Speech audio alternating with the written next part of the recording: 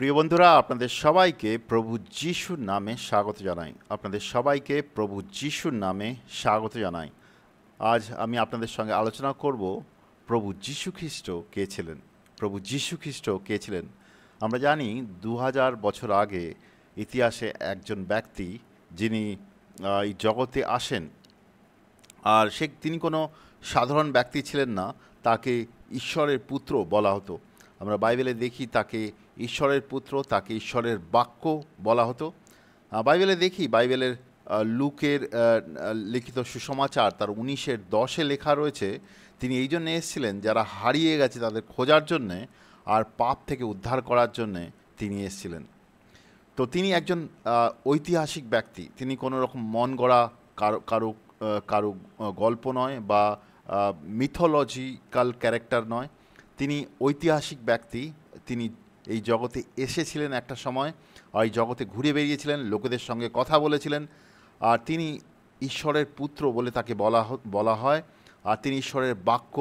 আর তার সঙ্গে সঙ্গে আমরা দেখি কি লুকের 19:10 লেখা রয়েছে কি তিনি যারা হারিয়ে গেছে তাদের খোঁজ করার জন্যে আর পাপ থেকে তাদের উদ্ধার করার জন্যে এই জগতে এসেছিলেন।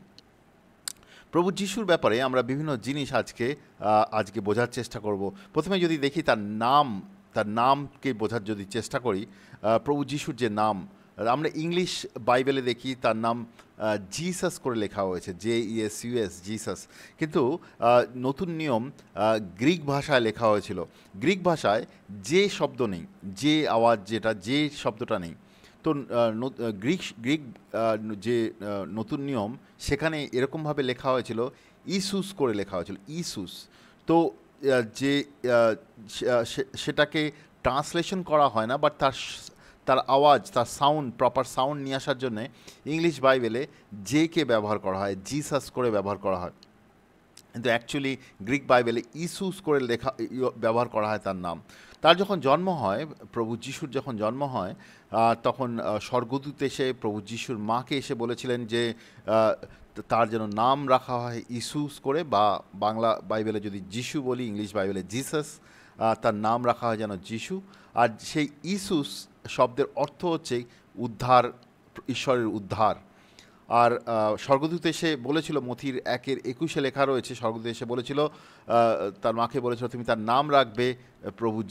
নাম রাখবে যিশু, কারণ তিনি তার লোকেদের পাপ থেকে উদ্ধার করবেন। তো তিনি কি থেকে উদ্ধার করবেন?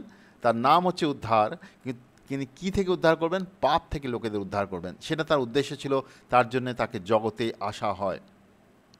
আমরা বাইবেলের বিভিন্ন জায়গায় দেখতে পারি তার নামের যে মানে রয়েছে, তার নামের দ্বারা যে উদ্ধারের রাস্তা দেখানো রয়েছে। প্রেরিতের 4:12 লেখা আছে, পাপ থেকে উদ্ধার আর কারো কাছে পাওয়া যায় না, কারণ জগতে আর কোনো নাম নেই যে নামে আমরা পাপ থেকে উদ্ধার পেতে পারি। জগতে বিভিন্ন রকমের বিশ্বাস, বিভিন্ন রকমের ধর্ম, বিভিন্ন রকমের কালচার, বিভিন্ন রকমের আন্ডারস্ট্যান্ডিং রয়েছে, রীতিনীতি রয়েছে। আর মানুষ অ্যাকচুয়ালি ঈশ্বরকে খুঁজছে। প্রত্যেক মানুষই ঈশ্বরকে খোঁজে বিভিন্নভাবে, আর সেখান থেকে সে উদ্ধারের রাস্তাও খোঁজে অনেকে। উদ্ধারের জন্য বিভিন্ন ব্যক্তি বিভিন্ন রকম জিনিস করতে চায়, বিভিন্ন রকমের ভালো কাজ করতে চায়, বিভিন্ন রকমের জিনিস প্র্যাকটিস করতে চায়। সে মনে করে সেখান থেকে বোধহয় সে নিজের পাপের জিনিস থেকে সে বেরিয়ে আসতে পারবে, বা ওই ঈশ্বরের চোখে গ্রহণযোগ্য হবে। কিন্তু ঈশ্বরের বাক্যে রয়েছে শুধু প্রভু যিশুর নামে, প্রভু যিশুর দ্বারাই আমরা উদ্ধার পেতে পারি। প্রেরিতের 4:12 আমরা দেখতে পাই, শুধু প্রভু যিশুর নামে উদ্ধার পাওয়া যায়, জগতে আর কোনো নাম নেই যার দ্বারা উদ্ধার পাওয়া যায়। এছাড়াও যোহনের 14:6 যদি যাই, সেখানে লেখা হয়েছে, প্রভু যিশু বলছেন, আমি পথ, সত্য আর জীবন, আমার মধ্যে না গেলে কেউই পিতার কাছে পৌঁছতে পারবে না। তো প্রভু যিশু বলছেন, আমি পথ, আমি সত্য, আমি জীবন। এই জগতে অনেক মহান ব্যক্তি এসেছিলেন, তারা বিভিন্ন ব্যক্তিকে বিভিন্ন রকমের পথ দেখিয়েছেন, বিভিন্ন রকমের জিনিস বুঝিয়েছেন, কিন্তু কেউই বলেননি আমি পথ, আমি সত্য, আমি জীবন। এখানে প্রভু যিশু তার শিষ্যদের বলছেন, আমি পথ, আমি সত্য, আমি জীবন। তো প্রভু যিশু হচ্ছে পথ, প্রভু যিশু হচ্ছে সত্য, যিশু হচ্ছে জীবন। তার নামেই উদ্ধার পাওয়া যায়। এবার প্রভু যিশুর অস্তিত্বর ব্যাপারে আমরা দেখব। প্রভু যিশুর অস্তিত্ব, তিনি কি এই জগতে যখন জন্ম নিলেন তখনই তার অস্তিত্ব ছিল? তার আগেও কি তার অস্তিত্ব ছিল? বাইবেল বলে তিনি জন্ম নিয়েছিলেন এই জগতে, কিন্তু তার আগেও, অনেক আগেও, সৃষ্টির অনেক আগে থেকে তার অস্তিত্ব ছিল। আমরা যদি যোহনের 1:1 দেখি, সুসমাচার, যোহনের সুসমাচার তার 1:1 দেখি, সেখানে লেখা রয়েছে, প্রথমে বাক্য ছিল, বাক্য ঈশ্বরের সঙ্গে ছিল, আর বাক্য নিজেই ঈশ্বর ছিল। তো বাক্য একজন ব্যক্তি, সে বলছে যে প্রথমে বাক্য ছিল, আর বাক্য ঈশ্বরের সঙ্গে ছিল, আর বাক্যই ঈশ্বর ছিল। ঈশ্বরের বাক্যের কথা বলছে। তারপরে আমরা যদি সেই যোহনেরই 1:14 যাই, সেখানে বলছে সেই বাক্যই মানুষ হয়ে জন্মগ্রহণ করেন এবং আমাদের মধ্যে বসবাস করেন। সেই বাক্য মানুষ হয়ে আমাদের মধ্যে জন্মগ্রহণ করেন। পিতা ঈশ্বরের একমাত্র পুত্র হিসেবে যে মহিমা, সে মহিমা আমরা দেখেছি, তিনি দয়া সত্যে পরিপূর্ণ। আমরা বুঝতে পারি যোহনের 1:14 যেই ব্যক্তির কথা বলছে, তিনি প্রভু যীশু। অ্যাকচুয়ালি তিনি ঈশ্বরের বাক্য, কিন্তু আমাদের মাঝখানে এসে তিনি মানুষ হিসেবে তিনি জন্মগ্রহণ করেছিলেন। তিনি জন্মগ্রহণ করার পরে এখানে থেকেছিলেন, মানুষের সঙ্গে সময় কাটিয়েছিলেন। তো তিনি সৃষ্টির শুরু থেকে তিনি ছিলেন, তিনি সৃষ্টির আগে থেকে তিনি ছিলেন, তিনি ঈশ্বরের সঙ্গে ছিলেন, তিনি ঈশ্বরের বাক্য, আর তিনি মানুষ হয়ে জগতে জন্মগ্রহণ করলেন, আর আমাদের মধ্যে ঘুরে বেড়ালেন। তো তিনি হচ্ছেন প্রভু যীশু। তিনি যে জগতে জন্মগ্রহণ করেছিলেন তখন থেকে নয়, তার থেকে অনেক আগে থেকে, সৃষ্টির আগে থেকে তার অস্তিত্ব ছিল। প্রভু যীশু, আমরা দেখতে পাই কি যোহনের সুসমাচার, তার যোহনের 8-এ তিনি নিজে বললেন যে তিনি ঈশ্বর। প্রভু যীশু নিজে বললেন যে তিনি ঈশ্বর। অনেক সময় অনেক ব্যক্তি বলেন যে প্রভু যীশু কি বাইবেলে কোথাও বলেছেন যে ঈশ্বর, তিনি নিজে ঈশ্বর? হ্যাঁ, প্রভু যীশু নিজে বলেছেন যে তিনি ঈশ্বর। যোহনের 8-এ যদি যাই, যোহনের 8:56 থেকে 59, সেখানে দেখতে পাই প্রভু যীশু ইহুদি লোকেদের সঙ্গে কথাবার্তা বলছিল। ইহুদি লোকেরা, তারা প্রভু যীশুকে বিভিন্ন রকমের পেঁচানো প্রশ্ন তার সঙ্গে করছিল। প্রভু যীশু সেসব ব্যাপারে কথা বলছিল তাদের সঙ্গে। তো সেখানে যদি যোহনের 8-এর যদি 58 দেখি, সেখানে প্রভু যীশু তাদেরকে বলছেন, আমি তোমাদের সত্য বলছি, আব্রাহামের জন্মগ্রহণ করার অনেক আগে থেকেই আমি আছি। আব্রাহামের থেকে, ফ্যামিলি লাইন থেকে বিশ্বাস এসছে। তো ইহুদিরা আব্রাহামকে তাদের বিশ্বাসের পিতা বলে মনে করে। আমরা জানি যে হিব্রানির বাক্যতেও লেখা রয়েছে কি আব্রাহাম বিশ্বাসের মানে জনক বলতে পারে। বিশ্বাস মানে সে, আব্রাহামের বিশ্বাস খুব ভালো বিশ্বাস ছিল। আব্রাহামের থেকে তারা এসছে, তারা আব্রাহামকে তারা বিশ্বাস করে তাদের। তো এখানে প্রভু যীশু বলছেন আব্রাহামের আগে আমি ছিলাম। এটা খুব বড় একটা মানে একটা প্রোক্লেমেশন বা নিজের ব্যাপারে বলা। সে বলে কি আব্রাহামের আগে, তোমরা যে আব্রাহামকে মানো, আব্রাহামের আগেও আমি ছিলাম। শুধু তাই নয়, তিনি তা বলেন, এই কথা শুনে সেই নেতারা যিশুকে মারার জন্য পাথর তুলে নিল। তো এটা বাংলা বাইবেলে এরকম লেখা রয়েছে আব্রাহামের আগেই আমি ছিলাম, কিন্তু অ্যাকচুয়ালি যদি ট্রান্সলেশনটা দেখি, যদি ইংলিশ ট্রান্সলেশন দেখি বা আমরা যদি গ্রিক ট্রান্সলেশনে যাই, সেখানে সে বলছে আব্রাহামের আগে আমি আছি একটা বিশেষ শব্দ, সেটাকে প্রভু যীশু ব্যবহার করে। এই আমি আছি এই শব্দটা আমরা দেখি কি ঈশ্বর তার নিজের জন্য ব্যবহার করে। তো যোহনের 8-এ অ্যাকচুয়ালি বাংলা বাইবেলে আমি খুঁজে পাইনি, কিন্তু হতে পারে অন্য বাংলা বাইবেলে রয়েছে। আমি SBCL থেকে পড়ছি, SBCL-এ নেই এটা, বাট অন্য বাইবেলে হয়তো রয়েছে। কিন্তু অ্যাকচুয়ালি যদি আমরা গ্রিক বাইবেলে যাই, সেখানে দেখতে পাই কি সে বলছে যে আব্রাহামের আগে আমি ছিলাম, আর আমি আছি একটা বিশেষ শব্দ। তারা ঈশ্বরের ব্যাপারে, ইহুদিরা ঈশ্বরের ব্যাপারে অন্য কোনো শব্দ ব্যবহার করে না। আমি আছি মানে ইসরায়েলের যে ঈশ্বর ছিল, সে নিজের জন্য সেই শব্দটা ব্যবহার করেছিল। পুরনো নিয়মে আমরা যদি যাই, তো আমরা যদি যাত্রা পুস্তকে দেখি, যাত্রা পুস্তকে 3:14-তে মসিকে ঈশ্বর পাঠাচ্ছিল মিশর দেশে, আর যাতে সে মিশর দেশের লোকেদের উদ্ধার করে নিয়ে আসে। তো মসি যাবে, কিন্তু মসি ঈশ্বরের কাছ থেকে জিজ্ঞেস করছিল, যদি ইসরায়েলের লোকেরা মানে ইহুদিরা আমাকে জিজ্ঞেস করে কে আমাদের পাঠিয়েছে, কে তোমার ঈশ্বর, তো আমি তাকে তোমার কী নাম বলবো। তো ঈশ্বর সেখানে বলে, যাত্রা পুস্তকে 3:14-তে ঈশ্বর মসিকে বললেন, যিনি আমি আছি আমি তিনি। তো তো ঈশ্বর তার নাম আমি আছি বলে উল্লেখ করেছেন। তো এই আমি আছি তাকে পাঠিয়েছেন। আমি আছি এই নামটা নেওয়া খুবই স্যাক্রেড, মানে খুবই পবিত্রতার সঙ্গে তারা নেয়। মানে আমি আছি শুধু ঈশ্বরই যেন ব্যবহার করতে পারে। আমি আছি মানে সে ঈশ্বরকে রিপ্রেজেন্ট করছে। তো আমরা যদি যোহনের 8-এ চলে আসি, যোহনের 8-এ 58 থেকে 59, যেখানে প্রভু যিশু ইহুদিদের সঙ্গে কথা বলছিল, সেখানেও সেই শব্দটা ব্যবহার করে আমি আছি। আব্রাহামের আগেও আমি আছি। যে আমি আছি শব্দটা একটা বিশেষ মানে আছে, মানে সে বলতে চাইছে শুধু আব্রাহামের আগেই আমি ছিলাম এটা নয়, আমি আছি। ওর প্রভু যিশু তার নিজের জন্যে আমি আছি শব্দটা ব্যবহার করে, যেটা ইহুদিদের জন্য খুবই অপমানজনক বলে তারা মনে করেছে। কারণ তারা প্রভু যিশু যে ঈশ্বরের প্রতিরূপ তারা সেটা জানতো না, তারা সেটা বিশ্বাস করতো না। প্রভু যিশুকে মানুষ হিসেবে তারা মনে করে। এখনও অনেক ইহুদি রয়েছে যারা প্রভু যিশুকে বিশ্বাস করে না ইসরায়েলে, তারা তাকে মানুষ হিসেবে মনে করে। তো আমি আছি শব্দটা যেন অন্য কেউ ব্যবহার না করে। সেই জন্যে প্রভু যিশু যখন আমি আছি শব্দটা ব্যবহার করে, তারা পাথর তুলে নেয়। তারা মনে করে ঈশ্বরের নামের বদনাম করছে, ঈশ্বরের নামকে সে খারাপভাবে নিচ্ছে, সেজন্য তারা পাথর তুলে নেয় প্রভু যিশুকে মারার জন্যে। তো এখানে প্রভু যিশু খুবই স্পষ্টভাবে উল্লেখ করে সেই আমি আছি যে ব্যক্তি, সে ব্যক্তি আমি নিজে। তো তিনি খুবই স্পষ্টভাবে উল্লেখ করেন কি তিনি ঈশ্বর। তো অনেক ব্যক্তি মনে বলে কি ও প্রভু যিশু তো বাইবেলে কোথাও বলেনি সে নিজে ঈশ্বর। হ্যাঁ, তিনি বলেছেন, কিন্তু ঈশ্বর শব্দটা তারা ব্যবহার করতো না। তারা যে শব্দটা ব্যবহার করতো সেটা হচ্ছে আমি আছি। কেউ যদি নিজের ব্যাপারে বলে সে আমি আছি, তার মানে সে ঈশ্বর, নিজেকে ঈশ্বর বলে ক্লেম করতে চাইছে, নিজে ঈশ্বরভাবে বলতে চাইছে। সেখানে প্রভু যিশু নিজে আমি আছি বলে শব্দটা ব্যবহার করেছিল, যেটা ঈশ্বর বা বা বলতে পারি পুরনো নিয়মে যে ঈশ্বর ছিল, সর্বশক্তিমান ঈশ্বর ছিল, তিনি ব্যবহার করতেন। তো প্রভু যিশু সেই শব্দটা ব্যবহার করেছিলেন। তো তিনি নিজেকে ডিভাইন বা তিনি ঈশ্বর বলে তিনি নিজেকে বলতে চেয়েছিলেন সেখানে। এরপরে আমি নিয়ে যাব যোহনের সুসমাচারে। যোহনের সুসমাচার খুবই সুন্দর, যেখানে প্রভু যিশু বিভিন্ন জিনিস তুলে ধরেছেন যেগুলো খুবই মানে একটা ইউনিক জিনিস, যেটা আমরা দেখতে পাই না কোনো ব্যক্তি, ইতিহাসে কোনো ব্যক্তি এরকমভাবে কথা বলেছেন। প্রভু যিশু যোহনের সুসমাচারে কিছু জিনিস তুলে ধরেন যেগুলো যে কোনো ব্যক্তিকে প্রভু যিশুর ব্যাপারে একটা আলাদাভাবে ভাবতে বলবে। যেমন যোহনের 6:35 যদি দেখি, সেখানে প্রভু যিশু বলছেন আমি হচ্ছি সেই জীবনের রুটি, যে আমার কাছে আসে সে তার আর কখনো খিদে পাবে না, যে আমার উপরে বিশ্বাস করে তার আর কখনো পিপাসা পাবে না। মানে প্রভু যিশু হচ্ছে জীবনের রুটি। আমরা যদি প্রভু যিশু খাই তাহলে আমাদের আর খিদে পাবে না, আর পিপাসা পাবে না। সেই হচ্ছে রুটি। যোহনের 8:12 যদি যাই, সেখানে প্রভু যিশু বলছেন আমি জগতের আলো, আর যে আমার পথে চলে সে কখনো অন্ধকারে পা ফেলবে না, বরং সে আলোতে পা ফেলবে।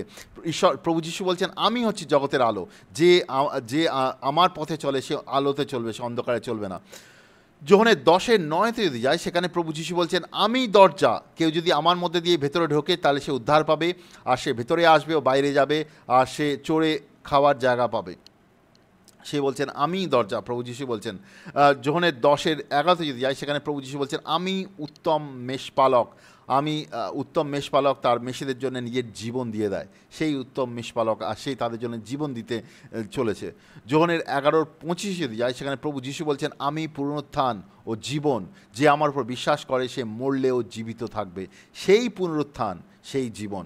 যোহনের 14:6 যদি যায়, সেখানে প্রভু যিশু বলছেন আমি পথ, সত্য আর জীবন, যে আমার মধ্যে দিয়ে যাবে সেই পিতার কাছে যেতে পারবে।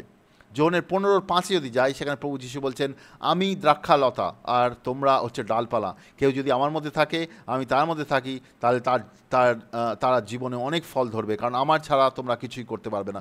এগুলো খুবই খুবই খুবই একটা স্পেশাল জিনিস। একটা প্রভু যিশু তার শিষ্যদের বলছেন, প্রভু যিশু তার শিষ্যদের বলছেন আমি জীবনের রুটি, তুমি যদি আমাকে খাও তুমি কখনো তোমার খিদে পাবে না। আমি হচ্ছি জগতের আলো, তুমি যদি আমার মধ্যে চলো তুমি অন্ধকারে চলবে না। আমি দরজা, আমার মধ্যে দিয়ে তুমি যদি ঢোকো তাহলে তুমি উদ্ধার পাবে। আমি মেষপালক, আমি তোমার জন্য জীবন দেব। আমি পুনরুত্থান আর জীবন, যে আমাকে পায় সে মরলেও জীবিত হবে। যে আমি পথ আর সত্য আর জীবন, আমার মধ্যে গেলে তাহলেই সে পিতার কাছে পৌঁছতে পারবে। আমি আঙুর গাছ, যে আমার সঙ্গে যুক্ত থাকবে সে ফল দেবে, যে আমার সঙ্গে যুক্ত থাকবে না সে ফল দিতে পারবে না। এগুলি খুবই বিশেষ শব্দ, যেগুলো আমরা ইতিহাসে কোনো ব্যক্তিকে দেখি না এরমভাবে কথা বলতে। যে ব্যক্তি এরমভাবে কথা বলেছে ইতিহাসে, আর সে আমাদের সবাইকে বলছে, সবাইকে আহ্বান করছে তার সঙ্গে যুক্ত হতে, তার মধ্যে নতুন জীবন পেতে, তার দরজা দিয়ে প্রবেশ করতে, তার আলোতে যেতে, তার রুটি খেতে, তার যে নতুন জীবন সেটা গ্রহণ করতে, তার সঙ্গে যুক্ত হতে, যাতে আমরা তার মধ্যে থেকে নতুন জীবন পেতে পারি। এগুলো খুবই বিশেষ শব্দ, যেগুলো আমরা ইতিহাসে কোনো ব্যক্তিকে পাই না ইতিহাসে যে এরকমভাবে বলেছে মানুষকে, তারা যেন তাকে চয়েস করে, তার কাছে আসে, তার থেকে জীবন পায়, তার কাছে আলো পায়, তার থেকে নতুন জীবন পায়, তার সঙ্গে যুক্ত থাকে।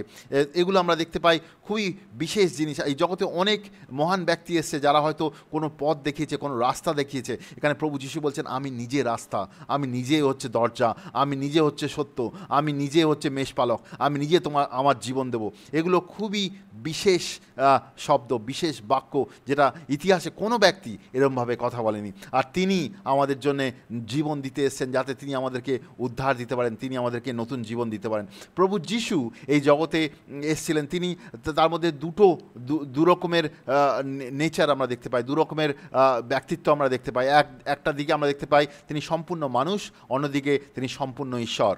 তিনি সম্পূর্ণ মানুষ, আবার তিনি সম্পূর্ণ ঈশ্বর। তিনি আমাদের কাছে ঈশ্বর কীরকম তুলে ধরেছেন, আবার ঈশ্বরের কাছে মানুষ রিপ্রেজেন্টেটিভ হয়ে, মানুষের হয়ে তিনি গেছেন, যাতে তিনি আমাদের পাপের জন্যে বলি তিনি দিতে পারেন। আমরা কলোসিওর 1:15-17 দেখতে পাই, সেখানে প্রভু যীশুর ব্যাপারে উল্লেখ করা রয়েছে। এখানে লেখা রয়েছে, এই পুত্রই হলো অদৃশ্য ঈশ্বরের হুবহু প্রকাশ। সমস্ত সৃষ্টির আগে তিনিই ছিলেন এবং সমস্ত সৃষ্টির ওপরে তিনিই প্রধান। কারণ আকাশে ও পৃথিবীতে যা দেখা যায়, যা দেখা যায় না, সব কিছু তার দ্বারা সৃষ্টি হয়েছে। মহাকাশে যাদের হাতে রাজত্ব, কর্তৃত্ব, শাসন ও ক্ষমতা রয়েছে, তাদের সবাইকে তাকে দিয়েই, তার জন্য সৃষ্টি হয়েছে। আর তিনি সব কিছুর আগে ছিলেন, আর তার মধ্যেই সমস্ত কিছু টিকে রয়েছে। এখানে প্রভু যিশুর কথা বলছেন, তিনি সৃষ্টির আগে ছিলেন, তার দ্বারাই সমস্ত কিছু সৃষ্টি হয়েছে, তার ক্ষমতা, কর্তৃত্ব, রাজত্ব সমস্ত কিছু রয়েছে, দৃশ্য অদৃশ্য সমস্ত কিছু তার দ্বারা সৃষ্টি হয়েছে। তো তিনি ঈশ্বর, অ্যাকচুয়ালি একজন ঈশ্বর এই জিনিস করতে পারেন, মানুষ এরকম করতে পারে না। তারপরে যদি আমরা যোহনের 14:7-11 যাই, সেখানে প্রভু যীশু তার শিষ্যদের বলছেন যে, তোমরা যদি আমাকে জানতে তবে আমার পিতাকেও জানতে। এখন তোমরা তাকে জেনেছো আর তাকে দেখতে পেয়েছো। ফিলিপ প্রভু যীশুকে জিজ্ঞেস করলেন, আমাদের পিতাকে দেখান, তাহলে আমরা সন্তুষ্ট হব। প্রভু যীশু বললেন, ফিলিপ, এতদিন তুমি আমার সঙ্গে আমি তোমার সঙ্গে রয়েছি, তবে তুমি আমাকে জানতে পারোনি। যে আমাকে দেখেছে সে পিতাকেও দেখেছে। তুমি কেমন করে বলছো পিতাকে আমাকে দেখান? তুমি কি বিশ্বাস করো না যে আমি পিতার মধ্যে আছি, পিতা আমার মধ্যে আছে? যেসব কথা আমি তোমাকে বলি তা আমি নিজে থেকে বলি না, পিতা যিনি আমার মধ্যে রয়েছেন তিনি সেই কাজ করেন। আমার কথা বিশ্বাস করো যে আমি পিতার মধ্যে রয়েছি, পিতা আমার মধ্যে রয়েছেন, তা না হলে অন্তত আমার এই সব কাজের জন্য আমাকে বিশ্বাস করো। তো উনি বলছেন উনি পিতার রিপ্রেজেন্টেটিভ। পিতা কীরকম আমরা প্রভু যিশুর দ্বারা দেখতে পাই। ইনি ঈশ্বর, তিনি ঈশ্বরের প্রতিরূপ আমরা দেখতে পেয়েছি প্রভু যিশুর মাধ্যমে। তিনি যেরকমভাবে আমাদের মাঝখানে চলেছেন, কথা বলেছেন, কাজ করেছেন, এগুলো ঈশ্বরের প্রতিরূপ আমরা দেখতে পেয়েছি। তিনি সম্পূর্ণ ঈশ্বর ছিলেন। এই জগতে যখন মানুষ হয়ে ঘুরে বেরিয়েছেন, তিনি সম্পূর্ণ ঈশ্বর ছিলেন। যোহনের 1:18 দেখতে পাই, ঈশ্বরকে কেউ কখনো দেখেনি, তার সঙ্গে থাকা সেই একমাত্র পুত্র যিনি নিজেই ঈশ্বর, তিনি তাকে প্রকাশ করেছেন। প্রভু যিশু ঈশ্বরকে প্রকাশ করেছেন আমাদের সামনে। তিনি সম্পূর্ণ ঈশ্বর ছিলেন। এই জগতে যখন ঘুরে বেরিয়েছিলেন তখনও তিনি সম্পূর্ণ ঈশ্বর ছিলেন। তারপরে তিনি সম্পূর্ণ মানুষও ছিলেন। তিনি সম্পূর্ণ ঈশ্বরও ছিলেন, সম্পূর্ণ মানুষও ছিলেন। রোমিওর 8:3 যদি যাই, সেখানে লেখা আছে, মানুষের পাপ স্বভাবের দরুন আইন কানুনের শক্তিহীন হয়ে পড়েছিল, আর সেই জন্য আইন কানুন যা করতে পারেনি, ঈশ্বর নিজে তা করেছে। আর তিনি পাপ দূর করার জন্য নিজের নিষ্পাপ পুত্রকে মানুষের স্বভাব দিয়ে পাঠিয়েছিলেন, আর তার পুত্রের মৃত্যুর মধ্যে দিয়ে যে পাপের বিচার করে তার শক্তিকে বাতিল করে দেন। তো তাকে মানুষ হিসেবে পাঠানো হয়েছে। তিনি মানুষ ছিলেন, সম্পূর্ণ মানুষ ছিলেন। আমরা মানুষ হিসেবে যে সমস্ত জিনিসগুলো করি, যেরকমভাবে চলি, যেসব জিনিসের মধ্যে দিয়ে চলি, সমস্ত জিনিস তিনি সহ্য করেছেন। তিনি মানুষ হিসেবেই জগতে জীবনযাপন করেছেন। প্রথম তিমোথীর তার 2:5-6 যদি পড়ি, প্রথম তিমোথীর তার 2:5-6, সেখানে বলছেন ঈশ্বর মাত্র একজনই আছেন, এবং ঈশ্বর মানুষের মধ্যে মধ্যস্থতা একমাত্র একজনই আছেন। সেই মধ্যস্থতাকারী হলো প্রভু মানুষ যীশু খ্রিস্টের কথা বলছেন।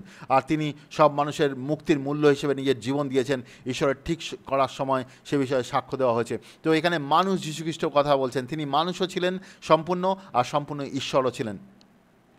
তা না হলে তিনি এই জগতে আমাদের মধ্যে আমাদের পাপের জন্য তিনি বলি হতে পারতেন না, আর তিনি ঈশ্বরের প্রতিরূপ আমাদেরকে দেখাতে পারতেন না। এটা খুবই বোঝার বিষয় রয়েছে। তিনি যদি ঈশ্বর হিসেবে আমাদের মাঝখানে না আসতেন, তাহলে ঈশ্বরের প্রতিরূপ আমরা জানতাম না, ঈশ্বর কী চায় আমাদের থেকে সেগুলো জানতাম না। তিনি ঈশ্বরের প্রতিরূপ, ঈশ্বরের ব্যক্তি হয়ে এসেছেন এই জগতে, আর ঈশ্বর কী চান আমাদের থেকে, ঈশ্বর কী বলতে চান, ঈশ্বর কীরকম, ঈশ্বর কেমনভাবে ভালোবাসেন, ঈশ্বরের স্বভাব কী, তার দ্বারা আমরা বুঝতে পেরেছি। অন্যদিকে তিনি আমাদের হয়ে ঈশ্বরের কাছে পৌঁছেছেন, আর ঈশ্বরের কাছে আমাদের পাপের বলি হিসেবে নিজেকে দিয়েছেন, যাতে আমাদের পাপের ক্ষমা আমরা পেতে পারি। তো তিনি মানুষ হয়ে এসেছিলেন যাতে তিনি মানুষের পাপের বলি হতে পারেন। অন্য কোনো মানুষ এই জগতে আমাদের পাপের বলি হতে পারে না, কারণ সব মানুষই পাপের মধ্যে রয়েছে। তিনি একা নিষ্পাপ ছিলেন, কারণ তিনি পবিত্র আত্মার দ্বারা জন্মগ্রহণ করেছেন। তিনি মানুষ হিসেবে মানুষের দ্বারা জন্মগ্রহণ করেননি। আদমের ফ্যামিলি লাইনে যারা জন্মগ্রহণ করেছে তাদের মধ্যে আদমের পাপের স্বভাব রয়েছে। প্রভু যিশু জন্মগ্রহণ করেছেন পবিত্র আত্মার দ্বারা, সেটা আদমের পাপের স্বভাব তার মধ্যে ছিল না। তারপরে তিনি যখন পাপের জন্য ক্রুশের ওপরে জীবন দিলেন, তিনি পাপের দাম তিনি দিলেন আমাদের জন্য। তিনি একমাত্র আমাদের পাপের জন্য দাম দিতে পারেন, যাতে তিনি পাপের সমস্ত দাম আমাদের দিতে পারেন, আমাদের সমস্ত অভিশাপ থেকে মুক্ত করতে পারেন, আমাদের সমস্ত বন্ধন থেকে তিনি আমাদের মুক্ত করতে পারেন। তো তিনি একমাত্র, যেহেতু তিনি সেই মানুষ হিসেবেও এসেছিলেন, ঈশ্বর হিসেবেও ছিলেন, যাতে তিনি দুটো কাজই একসঙ্গে করতে পারেন, আমাদেরকে ঈশ্বরের স্বভাবও দেখাতে পারেন, ঈশ্বর কীরকম সেটা বোঝাতে পারেন, অন্যদিকে আমাদের হয়ে ঈশ্বরের কাছে গিয়ে আমাদের বলির জন্য তিনি দাম দিতে পারেন। এবার আমি দেখব স্পেসিফিক্যালি ঈশ্বরের প্রভু যিশু কী কাজের জন্য এই জগতে এসেছিলেন, তার মিশন কী ছিল, তা সে কী কাজের জন্য তাকে পাঠানো হয়। প্রথমেই আমরা দেখতে পাই মথির 20:28 লেখা আছে, মনুষ্যপুত্র সেবা পেতে আসেননি, তিনি সেবা করতে এসেছেন, অনেক লোকের মুক্তির মূল্য হিসেবে তার প্রাণের পরিবর্তে নিজের প্রাণ দিতে এসেছিলেন।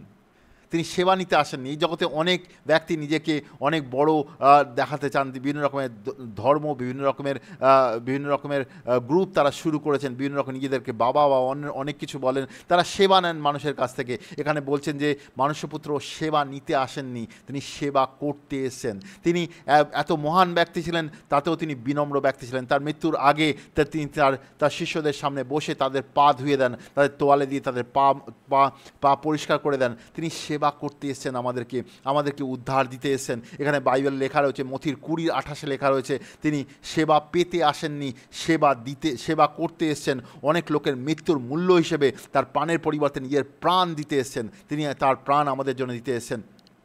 এই জগতে, হিস্ট্রিতে, ইতিহাসে কোনো ব্যক্তি নেই এরকম তার প্রাণ দিতে তিনি এসেছেন, তিনি সেবা করতে এসেছেন, এরকম কোনো ব্যক্তি নেই। বাইবেলে এটাও লেখা রয়েছে, তিনি শয়তানের কাজকে ধ্বংস করতে এসেছেন। আমরা যেহেতু পাপের মধ্যে রয়েছি, পাপের জন্য শয়তান আমাদের জীবনকে নিয়ন্ত্রণ করে, আর তারপরে শয়তান আমাদের জীবনের ভেতরে, আমাদের পরিবারের ভেতরে বিভিন্নভাবে কাজ করে, আর আমাদের জীবনকে ধ্বংস করতে চায়, আমাদের ধ্বংসের পথে নিয়ে যেতে চায়। প্রথম যোহনের 3:8 লেখা আছে যে পাপ করতেই থাকে সে শয়তানের, কারণ শয়তান প্রথম থেকেই পাপ করে চলেছে। শয়তানের কাজকে ধ্বংস করার জন্যই ঈশ্বরের পুত্রের প্রকাশ হয়েছে। প্রভু যিশু এই জন্য এসেছেন, তিনি শয়তানের কাজকে সম্পূর্ণ ধ্বংস করতে পারেন, তার জন্য তাকে পাঠানো হয়েছে। প্রথম যোহনের 5:11-12 লেখা আছে, প্রভু যিশু এই জন্য এসেছেন যাতে তিনি অনন্ত জীবন আমাদের দিতে পারেন। প্রথম যোহনের 5:11-12 লেখা আছে, এই সাক্ষ্য এই যে ঈশ্বর আমাদের অনন্ত জীবন দিয়েছেন, আর সেই জীবন তার পুত্রের মধ্যে রয়েছে। ঈশ্বরের পুত্র যে পেয়েছে সে জীবনও পেয়েছে, কিন্তু ঈশ্বরের পুত্র যে পায়নি সে জীবনও পায়নি। অনন্ত জীবন ঈশ্বর আমাদের দিয়েছে, কিন্তু সেই অনন্ত জীবন ঈশ্বরের পুত্রের মধ্যে রয়েছে। আমরা যদি পুত্রকে পাই তাহলে অনন্ত জীবন পাবো, আমরা যদি পুত্রকে না পাই তা অনন্ত জীবন পাবো না। আমাদেরকে ঈশ্বরের পুত্র মানে প্রভু যিশুকে গ্রহণ করার ব্যাপার আছে, শুধু মনে মনে বিশ্বাস নয় বা ধর্ম পালন নয়, তাকে আমাদের গ্রহণ করার ব্যাপার আছে। আমরা যদি প্রভু যিশুকে গ্রহণ করি আমাদের জীবনে, তাহলে আমরা অনন্ত জীবন পাবো।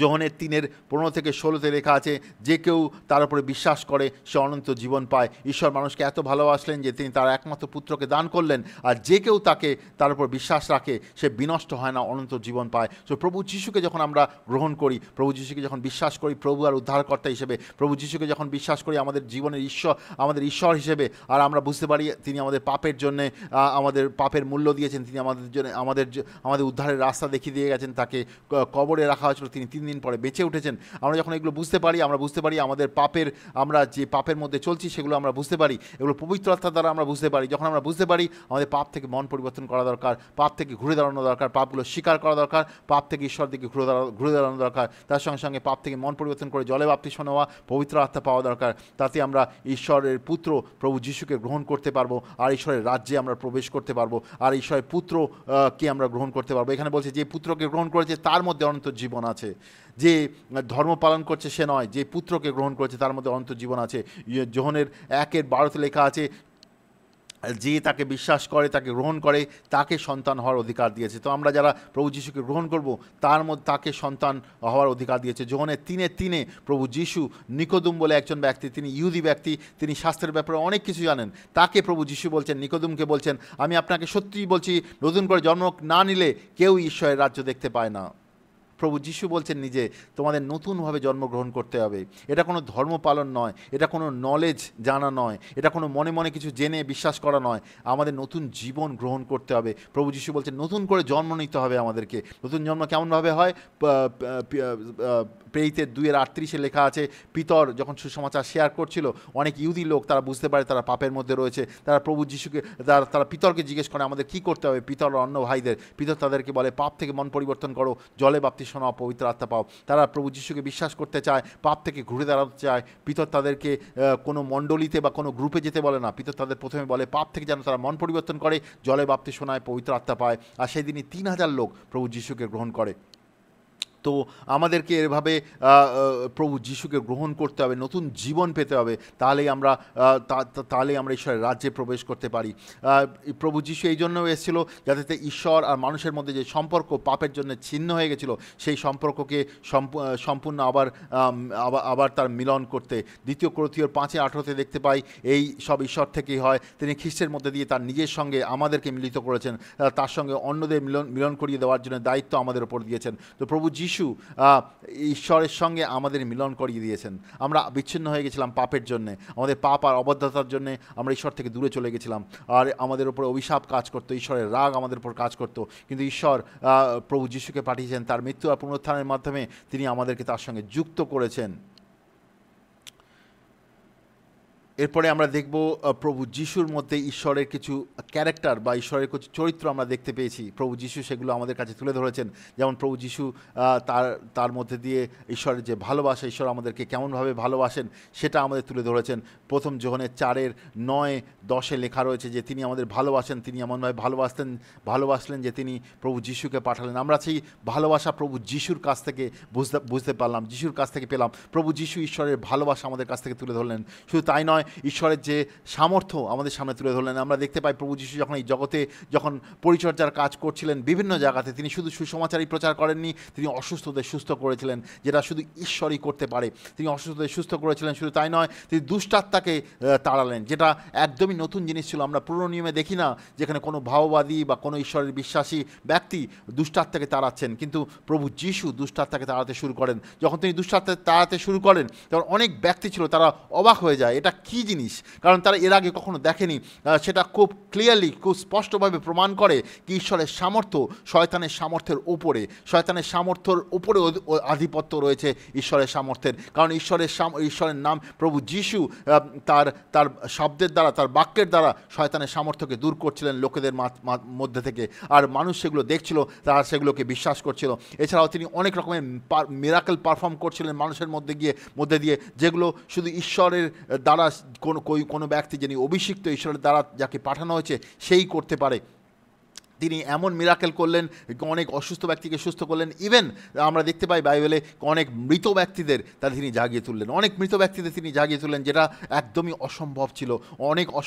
একদমই অসম্ভব ছিল, মৃত ব্যক্তিদের তিনি জাগিয়ে তুললেন। বিভিন্ন জায়গায় বিভিন্ন মৃত ব্যক্তিদের জাগিয়ে তুললেন। মানুষ তাদের দেখলো, তারা বুঝলো যে এটা শুধুই ঈশ্বর, কোনো ব্যক্তির মধ্যে ঐশ্বরিক শক্তি বা ঈশ্বর নিজে করতে পারে।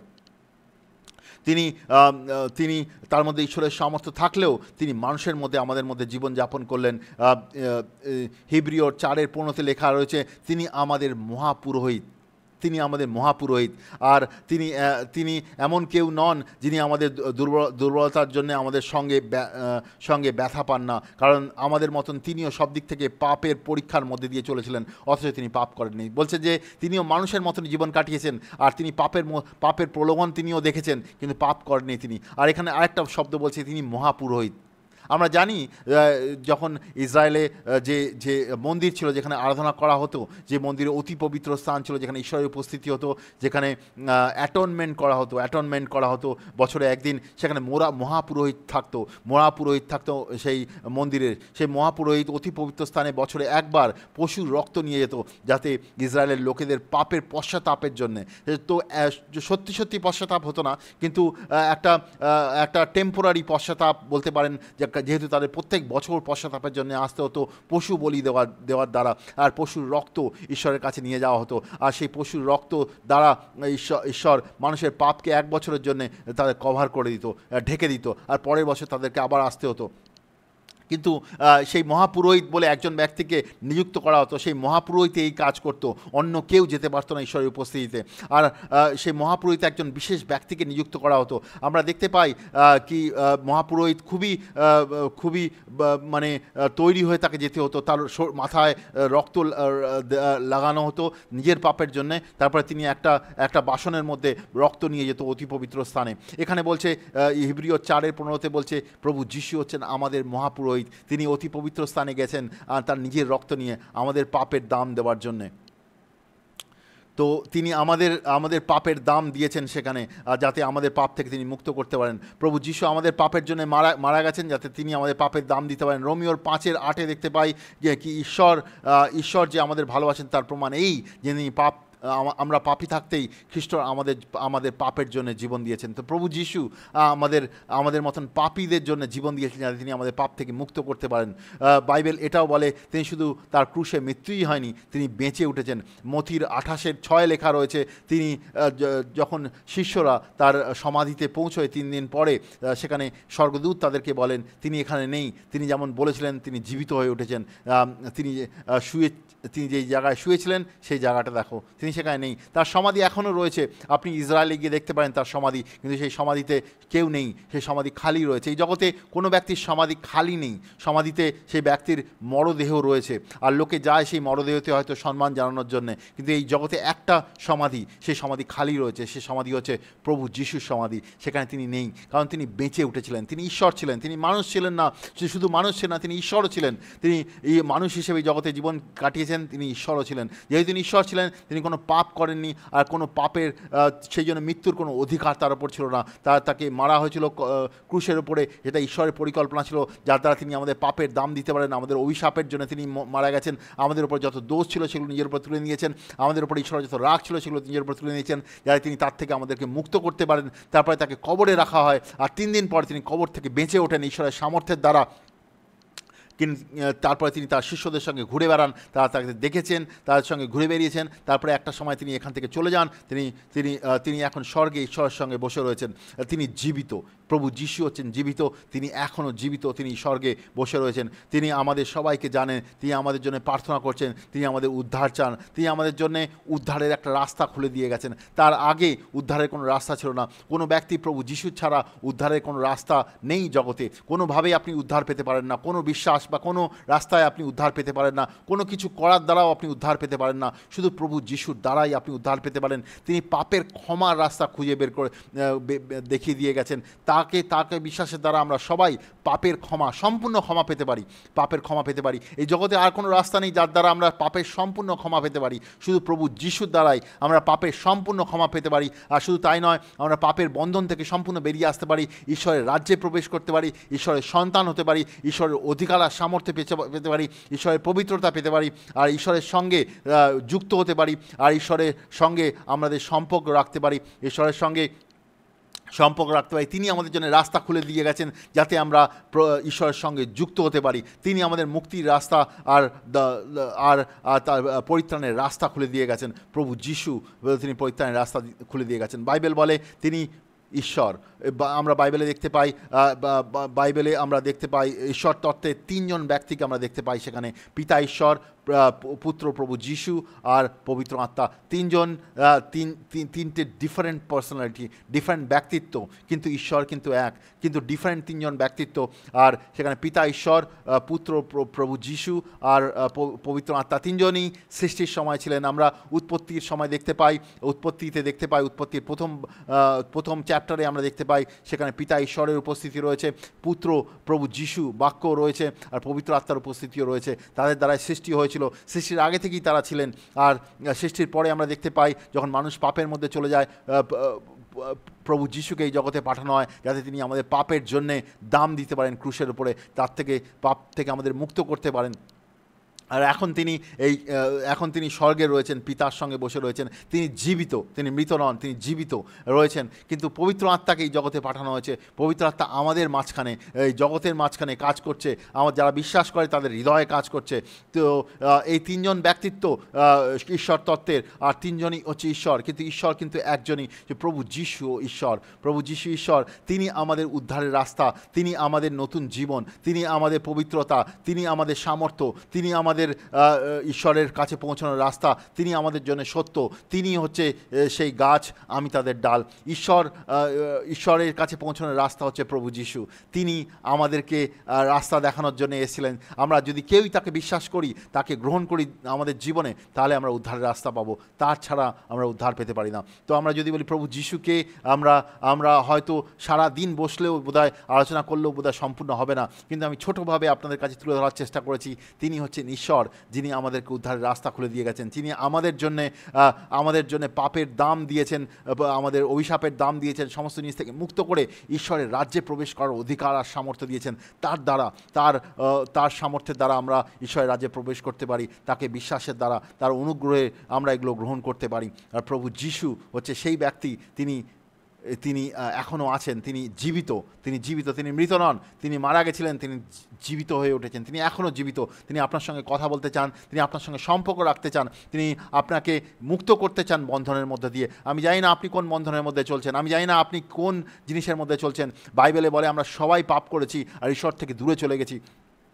প্রভু যিশু আমাদেরকে উদ্ধার দিতে চান, তিনি উদ্ধার করতে চান, শয়তানের বন্ধন থেকে তিনি আমাদের মুক্ত করতে চান, তিনি আমাদের নতুন জীবন দিতে চান। তিনি চান যেন আমরা তার মধ্যে আসি, যাতে আমরা ঈশ্বরকে জানতে পারি, ঈশ্বরের সঙ্গে যুক্ত হতে পারি আর ঈশ্বরের সঙ্গে চলতে পারি।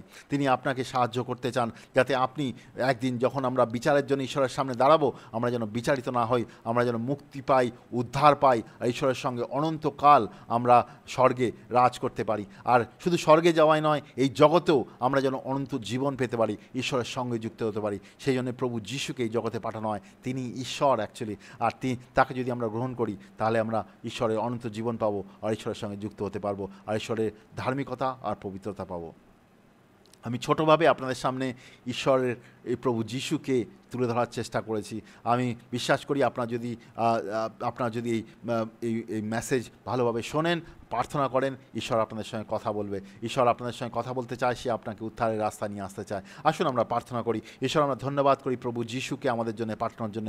ধন্যবাদ করি প্রভু, তুমি তার দ্বারা আমরা তোমার ভালোবাসা, তোমার সত্য, তোমার অনন্ত জীবন আমরা জানতে পেরেছি। তুমি আমাদের সাহায্য করো, আমাদের প্রত্যেককে আমরা যেন তোমার প্রভু যিশুকে যেন গ্রহণ করতে পারি আমাদের জীবনে, আমরা যেন নতুন জীবন পেতে পারি, আর তোমার রাস্তায় যেন আমরা চলতে পারি। প্রভু, প্রার্থনা করি কি আমাদের দেশে, আমাদের রাজ্যে, আমাদের বিভিন্ন জায়গায় যে সবাই যেন চোখ আর কান খুলে তোমাকে জানতে পারে, তোমাকে বুঝতে পারে, তার হৃদয় যেন আমাদের খুলে যায়, তোমাকে যেন আমরা ভালোভাবে বুঝতে পারি, তোমার বাক্যকে যেন বুঝতে পারি, তোমাকে যেন গ্রহণ করতে পারি, প্রভু যিশুকে যেন আমরা গ্রহণ করতে পারি, আমরা সবাই যেন পাপের বন্ধন থেকে বেরিয়ে আসতে পারি, আমরা যেন ঈশ্বরের নতুন জীবন পেতে পারি আর তার সঙ্গে চলতে পারি। আমাদের সাহায্য করো, প্রভু যিশুর নামে চাই। আমি বিশ্বাস করি প্রভু যিশু আপনার সঙ্গে কথা বলবেন, আর প্রভু যিশু আপনাকে সাহায্য করবেন তাতে তার নতুন জীবন গ্রহণ করতে, আর তার মধ্যে আসতে, আর তার সঙ্গে চলতে।